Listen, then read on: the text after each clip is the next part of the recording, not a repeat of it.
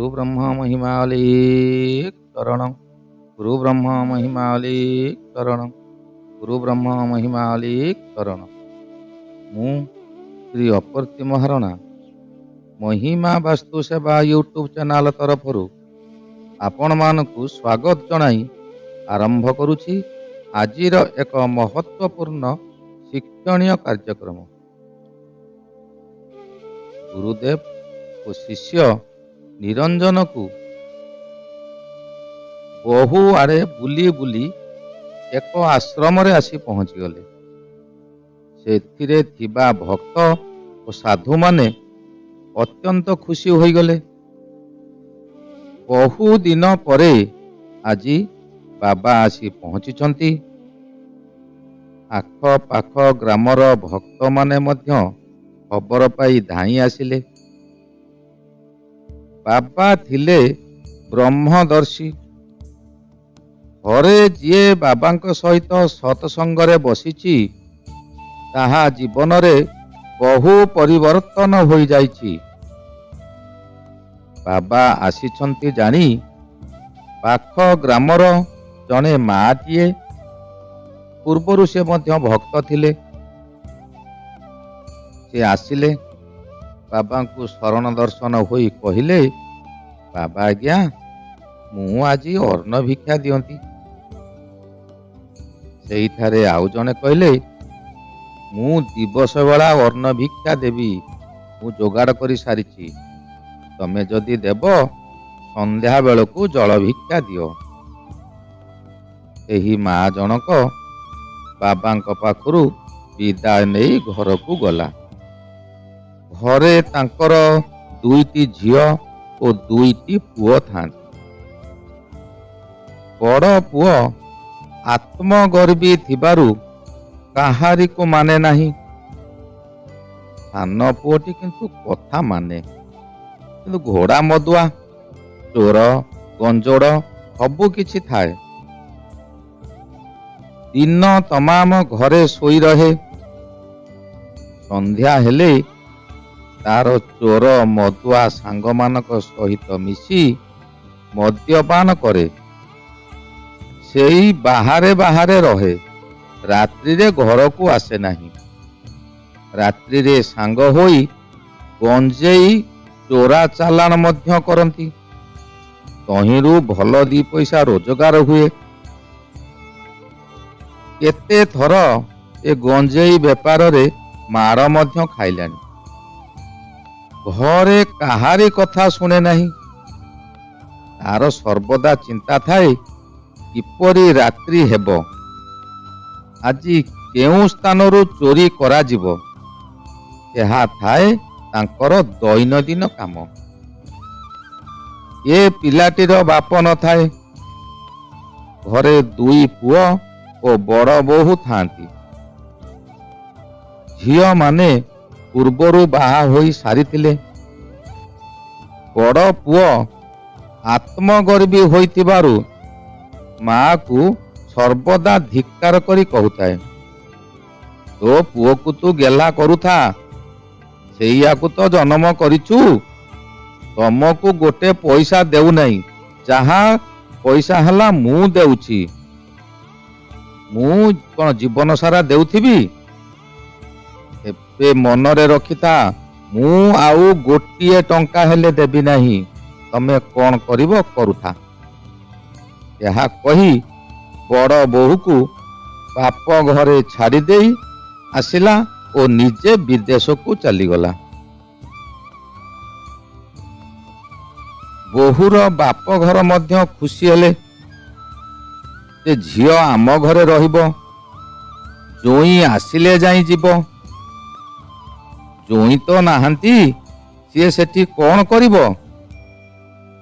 ଏହିଠାରେ ବୁଝନ୍ତୁ ତ, ବୋହୂ କଣ ପୁଅ ଘରେ ଥିଲେ ରହିବ, ଆଉ ପୁଅ ଘରେ ନଥିଲେ ବାପ ଘରେ ଯାଇ ରହିବ?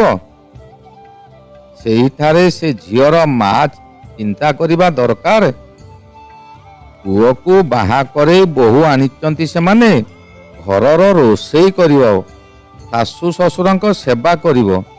କିନ୍ତୁ ଏବେ କଣ ହେଉଛି, ଝିଅଙ୍କୁ ତାଙ୍କ ମା ମାନେ ଘରକୁ ନେଇ ଯାଉଛନ୍ତି। କହୁଛନ୍ତି କଣ ନା, ଆମ ଜୋଇଁ ତ ନାହାନ୍ତି, ଝିଅ ଏଠି କଣ କରିବ? ତେବେ ବିଚାର କରନ୍ତୁ ତ, ଏଠାରେ ଶାଶୁ ପାଖରେ କିଛି କାମ ନାହିଁ, ଖାଲି ଜୋଇଁ ପାଖରେ କାମ ଅଛି। ଯଦି ଜୋଇଁ ପାଖରେ କାମ ଅଛି, ଏଠି ତ ଜୋଇଁ ନାହିଁ, ବାପ ଘରେ କଣ ଜୋଇଁ ଅଛନ୍ତି କି? ତେବେ ସେଠାରେ ସେ କେମିତି ରହିବ? ତେବେ କଣ ପୁରୁଣା ସାଙ୍ଗମାନଙ୍କ ସହ ମସ୍ତି କରିବ? ସେ ଯାହା ବି ହେଉ, ବଡ଼ ପୁଅ ବୋହୂ ଘରେ ନାହାନ୍ତି। ଘରେ କେବଳ ମା ଓ ସାନ ପୁଅ ଥାଆନ୍ତି। ମା ଜଣଙ୍କ ବାବାଙ୍କ ନିକଟରୁ ଘରକୁ ଆସିଲା, ଘର ପାଖରେ ପହଞ୍ଚିଲା ପରେ ମାକୁ ପ୍ରବଳ ଜ୍ୱର ହେଇଗଲା। ଦେହରୁ ସବୁ ଶକ୍ତି ଲୋପ ପାଇଗଲା। କଣ କରିବ? ବାବାଙ୍କୁ ଭିକ୍ଷା ଦେବା ସକାଶେ କଥା ଦେଇ ଆସିଛି। ଉପରଓଳି ଭିକ୍ଷା ଖାଲି ରୁଟି ତରକାରୀ ଦେଲେ ହୋଇଯିବ। ଏଣୁ ପୁଅକୁ ଉଠାଇଲା ଓ କହିଲା, ବାପରେ, ମୁଁ ରୋଷେଇ କରି ଦେଉଛି, ତୁ ଟିକେ ନେଇ ବାବାଙ୍କୁ ଭିକ୍ଷାଟା ଦେଇ ଆସିବୁ। ସନ୍ଧ୍ୟା ହୋଇଗଲେ ବାବା ଆଉ ଖାଦ୍ୟ ଗ୍ରହଣ କରିବେ ନାହିଁ। ପୁଅ ବିରକ୍ତ ହୋଇ କହିଲା, ମୁଁ ଯାଇପାରିବି ନାହିଁ। ସେ ଖାଇଲେ କେତେ ନ ଖାଇଲେ କେତେ, ମାଗି କରି ଖାଉଛନ୍ତି, ଏଇଠିକି ଚାଲି ଆସୁନାହାନ୍ତି, ତାଙ୍କ ଗୋଡ଼ ପାଖକୁ ନେଇ ଯୋଗେଇ ଦେବେ। ମୁଁ ଯାଇପାରିବି ନାହିଁ। ମା ଏ କଥା ଶୁଣି ଉଚ୍ଚ ସ୍ୱରରେ କାନ୍ଦିଲା ଓ ନିଜକୁ ନିଜେ ଧିକ୍କାର କଲା। ମୁଁ ଚଣ୍ଡାଳୁଣୀ କାହିଁକି କହିଲି? ଏ ନିଆଁ ଲଗା ଜ୍ୱରଟା ଏତିକି ବେଳକୁ ହବାରେ ଥିଲା। ବାବା କୁହନ୍ତି, ଈଶ୍ୱର ଯାହା କରନ୍ତି ମଙ୍ଗଳ ସକାଶେ, ଏଇଟା କଣ ମୋ ପାଇଁ ମଙ୍ଗଳ? ମାର କାନ୍ଦଣା ଶୁଣି ପୁଅ ବିରକ୍ତି ହୋଇ କହିଲା, ଏ ଦେ, କଣ ଦଉଛୁ ଦେ, ମୁଁ ଦେଇ ଆସିବି। ମା ଭାରି ଖୁସି ହୋଇଗଲା। ତର ହୋଇ ଖାଦ୍ୟ ପ୍ରସ୍ତୁତି କରି ପୁଅକୁ ଦେଲେ। ପୁଅ ଗୋଟାଏ ଭାର କରି ଆଶ୍ରମକୁ ନେଇକି ଗଲା। ଆଶ୍ରମରେ ଯେଉଁମାନେ ଥିଲେ ସେମାନେ ଦେଖି ଭାରି ଖୁସି ହୋଇଗଲେ। ବାବା, ଶିଷ୍ୟ ଓ ଭକ୍ତମାନେ ଏକତ୍ର ଭୋଜନ କଲେ। ସନ୍ଧ୍ୟା ଶରଣ ଦର୍ଶନ ସାରି ସମସ୍ତଙ୍କୁ ପାଖରେ ବସାଇଲେ ଓ କିଛି ଉପଦେଶ ଦେଲେ। ଏହି ପିଲାକୁ କହିଲେ, ତମେ ଆଜି ଗୋଟାଏ ବହୁତ ବଡ଼ କାମ କରିଛ। ମାଙ୍କର ଆଦେଶ ମାନି ସାଧୁ ଭିକ୍ଷା ଦେଇଛ। ବାପା ମା ହେଲେ ଜୀବନ୍ତ ଠାକୁର। ମାଙ୍କର ଆଦେଶ ମାନି ତମେ ସାଧୁ ଭିକ୍ଷା ଆଣିଦେଲ। ମା ସିନା ଯୋଗାଡ଼ କରିଦେଲେ, କିନ୍ତୁ ମା କଣ ଆଣିଛନ୍ତି କି? ତମେ ନ ଆଣିଥିଲେ ଆମ୍ଭେମାନେ ଆଜି ଉପବାସ ରହିଥାନ୍ତୁ। ଏହି ପୁଣ୍ୟ ଫଳ ତମକୁ ନିଶ୍ଚୟ ମିଳିବ। ଶ୍ରବଣ କୁମାର ବାପା ମା ଅନ୍ଧ ବନ୍ଧୁଣୀ ଥିବାରୁ ଭାର କରି ତୀର୍ଥ ଭ୍ରମଣ କରାଉଥିଲେ। ସେ କେତେ ଧର୍ମ କରୁନଥିଲେ। ଏ ପିଲା ଶ୍ରବଣ କୁମାର କଥା ଶୁଣି ମନେ ମନେ ଭାବିଲା, ହଁ, ବାପା ମାଙ୍କ ସେବା କରିଥିଲା ବୋଲି ତ ତୀର ମାଡ଼ରେ ମରିଗଲା। ମୁଁ କଣ ସେଇପରି ମରିବି?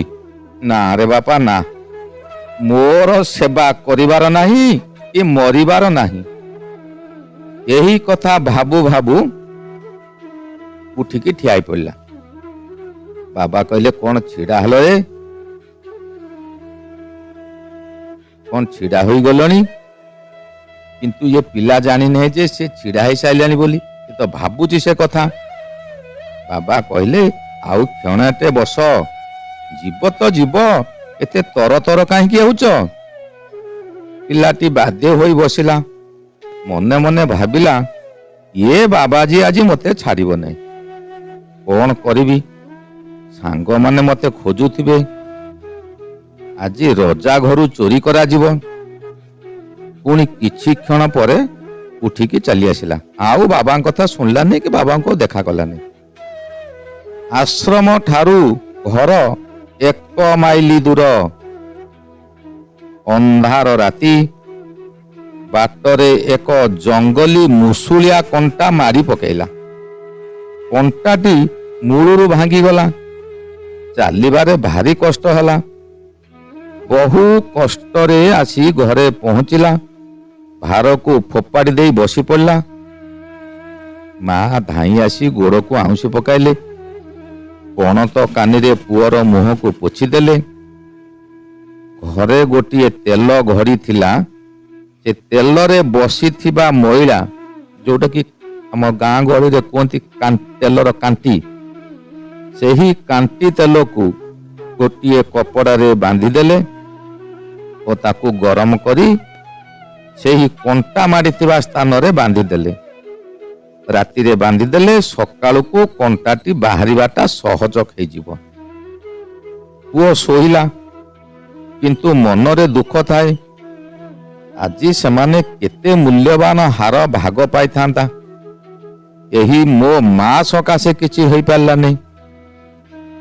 ରାତ୍ରି ପାହିଲା। ମା ଦେଖିଲେ ଗୋଡ଼ରେ କଣ୍ଟାଟା ଉପରକୁ ଦେଖାଯାଉଛି। ଗୋଟିଏ ଚିମୁଟା ଧରି ଟାଣି ଆଣିଲା। ଗୁଡ଼ ଟିକେ ଗରମ କରି ଲଗାଇ ଦେଲା। ପୁଅର ଦରଜ ବି କମିଗଲା। ଦିନରେ ଖାଇ ପିଇ ପୁଅ ବିଶ୍ରାମ ନେଲା। ଉପର ଓଳିକି ଗାଁ ଦାଣ୍ଡରେ ବ୍ୟାଣ୍ଡ ପାର୍ଟି ବାଜା ଶୁଣାଗଲା। ବାହାରକୁ ଆସି ଦେଖିଲା, ଯୋଉ 4 ଜଣ ସାଙ୍ଗ ସହିତ ସେ ଚୋରି କରିବାକୁ ଯାଇଥାନ୍ତା, ସେହି 4 ଜଣ ସାଙ୍ଗ ବନ୍ଧା ହୋଇ ଶୁଳିଆ ପଦାକୁ ଯାଉଛନ୍ତି। ଏ ପୁଅ ଦେଖି ଭୟରେ ଥରିବାକୁ ଲାଗିଲା।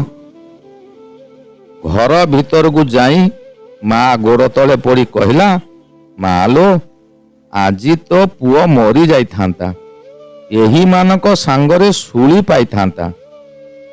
ମା ପୁଅକୁ କୋଳକୁ ଟାଣି ନେଇ ଗେହ୍ଲେଇ କହିଲେ, ଆରେ ମୋ ପୁଅ କ'ଣ ଚୋର? ସେମାନେ ସିନା ଚୋର ବୋଲି ରାଜା ଶୂଳିଦଣ୍ଡ ଦେଲେ।